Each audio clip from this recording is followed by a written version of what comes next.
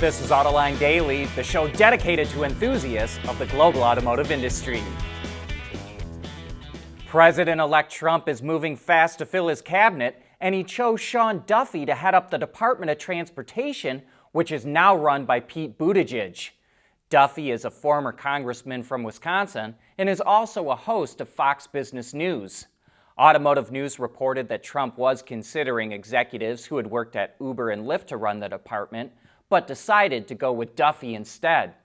Where this gets interesting is that the Department of Transportation is investigating Tesla's full self-driving technology, and the Federal Aviation Administration, which is part of the DOT, is investigating SpaceX. Elon Musk has emerged as a central figure in Trump's transition plans, and he will likely want the DOT to back off. The CEO of the French supplier Valeo is sounding alarms over the threat that China poses for Europe's auto industry. He's calling on EU officials to help level the playing field since EU companies are dealing with higher energy costs and wages than Chinese competitors. The CEO emphasized he wasn't advocating for protectionism. Rather, he'd like to see the EU adopt similar policies to the U.S. Inflation Reduction Act, which provides incentives to companies for local production. If the EU doesn't take any action, he warns that companies could be forced to move production and some may not survive. But Europe is taking measures to protect its auto industry. Last month, it increased tariffs on Chinese-made EVs up to 35%, and now the Financial Times reports that the EU is planning to force Chinese companies to share intellectual property with European businesses and have factories in Europe in order to receive subsidies. It will first apply to battery companies, but the plan could be rolled out to other sectors as well. Like many cities around the world, New York City is adopting a congestion fee to help reduce emissions. The city's Metropolitan Transit Authority approved the toll, which will charge drivers $9 to enter Manhattan during certain times of the day, which then increases to $15 in 2031. The program is expected to raise $15 billion, which will be used to update New York's public transportation system that's more than 100 years old. The toll goes into effect in early January. But President-elect Trump has previously said he opposes the fees and will terminate them once he's back in office.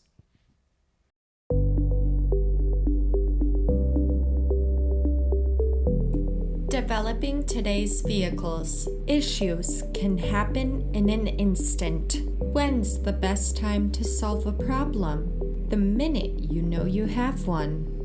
Meet Wireless NeoVi Cloud, your secure, off-the-shelf solution empowering real-time collaboration for quick resolution. With Wireless NeoVi Cloud, your team can prevent issues before they can escalate. Driver communication data and remote diagnostics to analyze and resolve your problems using OTA, allowing your executives oversight throughout the process. Wireless NeoVi Cloud, your vehicle update solution in production and on the road. Intrepid Control Systems, driven by your data.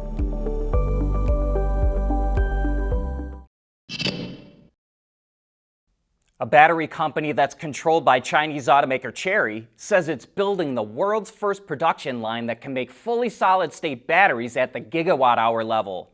Car News China reports the site could start operating within the next few months and will eventually have the capacity to make 5 gigawatt-hours of batteries a year. It also says the first solid-state cells will have an energy density similar to some of today's liquid electrolyte lithium-ion batteries at over 280 watt-hours per kilogram. But that is expected to ramp up quickly. A second-gen cell is supposed to launch next year with an energy density of 400 watt-hours per kilogram, then going to 500 by 2027.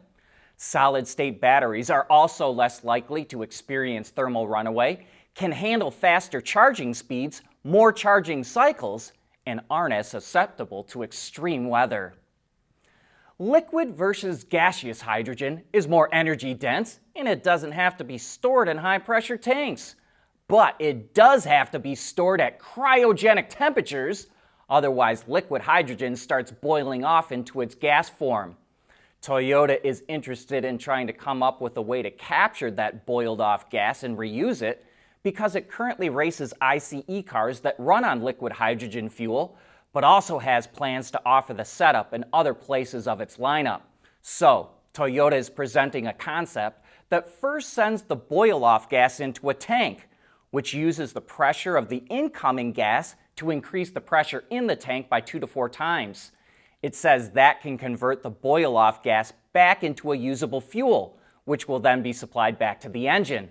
However, not all boil-off gas can be converted back to fuel, so Toyota developed a small fuel cell stack that can produce electricity equivalent to an alternator, which could then power something like the fuel pump, and any leftover boil-off gas is converted into water vapor through the exhaust system. Toyota says it's looking for development partners, and I think Daimler and Volvo Truck could benefit from a system like this. While the truck makers aren't developing ICEs that run on hydrogen, they are working on liquid hydrogen fuel cell trucks. Tesla is pulling a lot of its sales levers, and we think it's headed for a blowout quarter. It recently started offering discounts as well as free periods of supercharger access and/or FSD. And now it's chopping the lease price of the Model Y in the US to $299 a month, which is the same as the Model 3, even though the Y has a starting price that's $2,500 more than the 3. In order to hit its targets for the year, Tesla needs to deliver over 500,000 vehicles in the fourth quarter, which would be a record for the company. All Chinese NEV makers lose money except for BYD and Li Auto, but XPeng and Xiaomi could be turning the corner. XPeng says its Q4 revenue will beat what Wall Street expected by at least $83 million, which would bring its total revenue to over $200 million. And that's because it expects car sales to come in anywhere from 44 to 51% above where they were a year ago.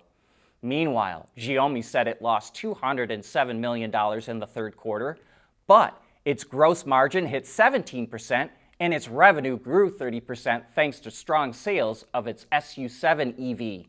Remember, this is the company that's built and sold 100,000 cars in under 250 days and set a new track record at the Nürburgring with a concept version of the SU7 called the Ultra. Xiaomi is also the world's third largest smartphone maker, and its automotive revenue only accounts for 8% of its total revenue. So it can more easily wait for its cars to start making money compared to other EV startups. General Motors and its joint venture partners in China, SAIC and Wuling, announced a partnership with battery maker CATL to adopt its swappable battery technology for commercial vehicles. It's a scalable system where a vehicle can install anywhere from 1 to 3 battery modules. Each module has a capacity of 26.5 kilowatt hours, which provides 200 kilometers or 124 miles of range. CATL's battery swap stations, called EvoGo, can swap a battery in a minute. There are currently fewer than 300 in China, but it plans to have more than 3,000 stations in 2027. And that brings us to the end of today's show. Thanks for making Autoline a part of your day.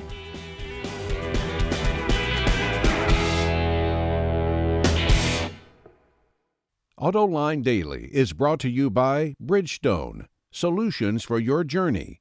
Intrepid Control Systems, over-the-air engineering boost your game. And by Teijin Automotive Technologies, the formula for better mobility.